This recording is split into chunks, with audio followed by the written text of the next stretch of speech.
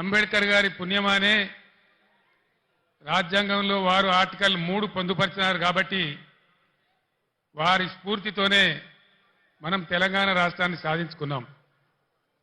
ఆ విషయం మీ అందరికీ తెలుసు.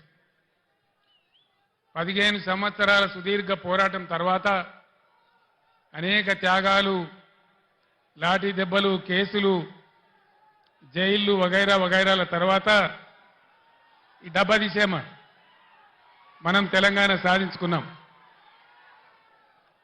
అది తీసేస్తే పోతుంది.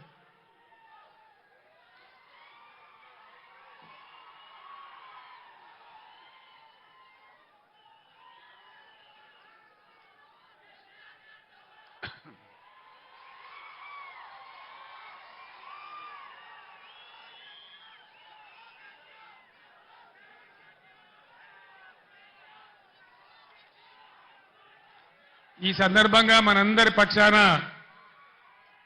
యావన్ తెలంగాణ సమాజం పక్షాన నేను తెలంగాణ రాష్ట్ర ప్రజల పక్షాన అంబేద్కర్ గారికి హృదయపూర్వకమైన నా నివాళి అర్పిస్తా ఉన్నాను. అది మామూలుగా ఉండకూడదని, ఈ భారతదేశంలోనే ఎక్కడ లేనంత సమున్నతమైన గౌరవాన్ని అంబేద్కర్ గారికి ఇవ్వాలని మనం 2 పనులు చేసినాం.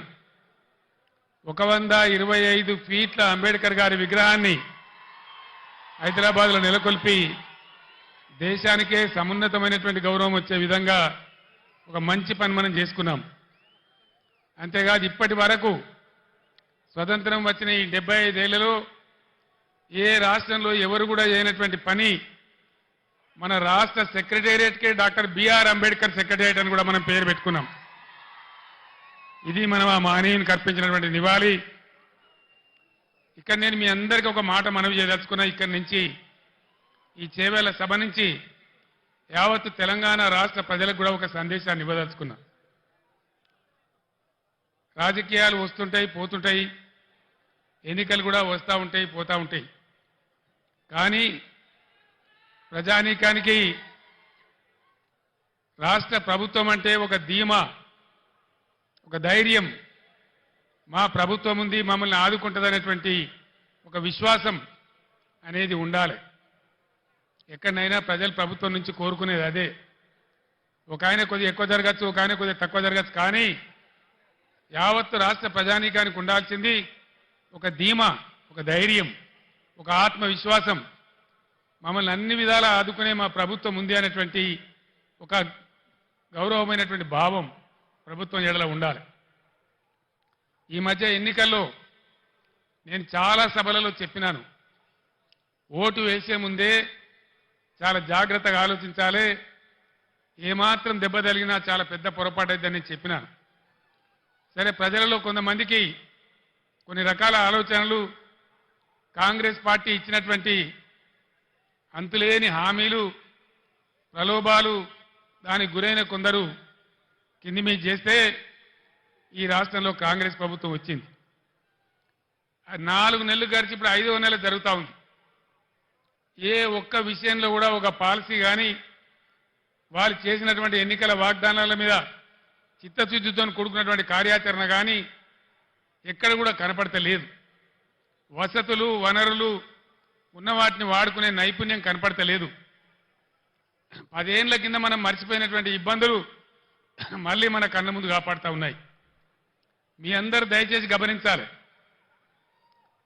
15 సంవత్సరాలు పోరాటం చేసి మీ అందరి దీవెనతోని, మద్దతుతోని ఆనాడు ఖమ్మం జైల్లో ఉండి అందించిన ఆరోగ్యం పాడైతే నిజాం ఆసుపత్రికి తరలించబడి 13వ రోజు దీక్ష చేరుకొని చచ్చిపోయే దిశకు పోయి చావు నోట్లో తలకాయ పెట్టి కూడా పోరాటం చేసి ఈ రాష్ట్రాన్ని మనం సాధించుకున్నాం.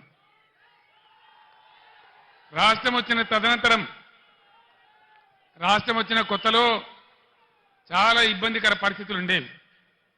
కరెంటు కోతలు, కాలిపోయే మోటార్లు, పేలిపోయే ట్రాన్స్ఫార్మర్లు, అందని సాగునీళ్లు, మంచినీళ్లు, చాలా ఇబ్బందులలో తెలంగాణ రైతాంగం చెట్టుకోవలు గుట్టకోవలు ఉన్నటువంటి పరిస్థితి ఉండేది.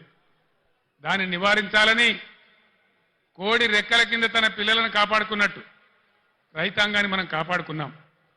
ఒక పాలసీ పెట్టుకున్నాం. రైతు కులం లేదు, ఎవరికి భూమి ఉంటే వాళ్ళు రైతు. అన్ని వర్గాలలో రైతులు ఉంటారు. అందుకోసం వాళ్ళని కాపాడాలని, గ్రామాలు పట్టుకొమ్మలు కావాలని పట్టుబట్టి ఒక 5 పథకాలు పెట్టి, ప్రపంచంలోనే ఎక్కలేనటువంటి పథకాలు పెట్టి రైతాంగాన్ని కాపాడుకున్నాం. రైతు బంధు దేశంలోనే మొట్టమొదటిసారి ఎకరానికి 10,000 రూపాయలు ఇచ్చేటువంటి రైతు బంధు కార్యక్రమాన్ని తీసుకున్నాం. 24 గంటలు రెప్పపాటు పోకుండా, మోటార్ కాలకుండా, ట్రాన్స్ఫార్మర్ కాలకుండా ఉండే విధంగా నాణ్యమైన కరెంట్ సరఫరా చేసుకున్నాం. రైతు చనిపోతే, ఒక గుంట భూమి ఉన్న రైతు చనిపోయినా ఆయనకు 5 లక్షల బీమా వారం 10 రోజుల్లో వచ్చేటట్టు ఏర్పాటు చేసుకున్నాం. అదేవిధంగా రైతుల పంట మొత్తం ప్రభుత్వమే కొనుగోలు చేసి నేరుగా వాళ్ళ బ్యాంకులలో రైతు బంధు వచ్చే విధంగా చేసుకున్నాం. అదేవిధంగా ఇట్లాంటి కార్యక్రమాలతోని రైతులలో ఒక ధీమా, ఒక ఆత్మవిశ్వాసం కల్పించగలిగినాం. అంబేద్కర్ గారు, వెనుకబడిన తరగతుల గురించి పోరాటం చేసిన జ్యోతిబా పూలే గారు చూపించిన మార్గంలో గత 70 ఏళ్లలో లేనటువంటి 1100 గురుకుల పాఠశాలలు, వాటన్నిటిని జూనియర్ కాలేజీలుగా మార్చుకున్నాం. అవన్నీ కూడా మీ కళ్ళ ముందర ఉన్నాయి. కులము మతం లేకుండా దళితుల కోసం, గిరిజనుల కోసం, ముస్లిం వర్గాల కోసం, పేద వర్గాల కోసం, బలహీన వర్గాల కోసం 1100 రెసిడెన్షియల్ జూనియర్ కళాశాలలు ఈ రాష్ట్రంలో పెట్టుకున్నాం. దళిత బిడ్డలు, బీసీ బిడ్డలు, ఓసీ బిడ్డలలో కూడా నిరుపేదలు, గిరిజన బిడ్డలు ఎవరు కూడా విదేశాలకు పోయి చదువుకుందామంటే 20 లక్షల రూపాయల ఓవర్సీస్ స్కాలర్షిప్ ఇచ్చుకున్నాం. ఈరోజు ఇవన్నీ కూడా మాయమైనాయి. గత 5 నెలల్లో ఒక్క బిడ్డకు కూడా ఓవర్సీస్ స్కాలర్షిప్ ఈ ప్రభుత్వం ఇవ్వడం లేదు.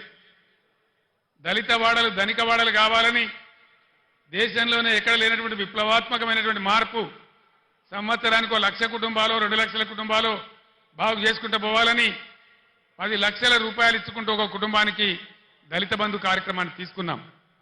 ఈరోజు కాంగ్రెస్ పార్టీ వాళ్ళు చెప్పినారు కేసీఆర్ 10 లక్షల రూపాయలు ఇస్తా ఉన్నాడు,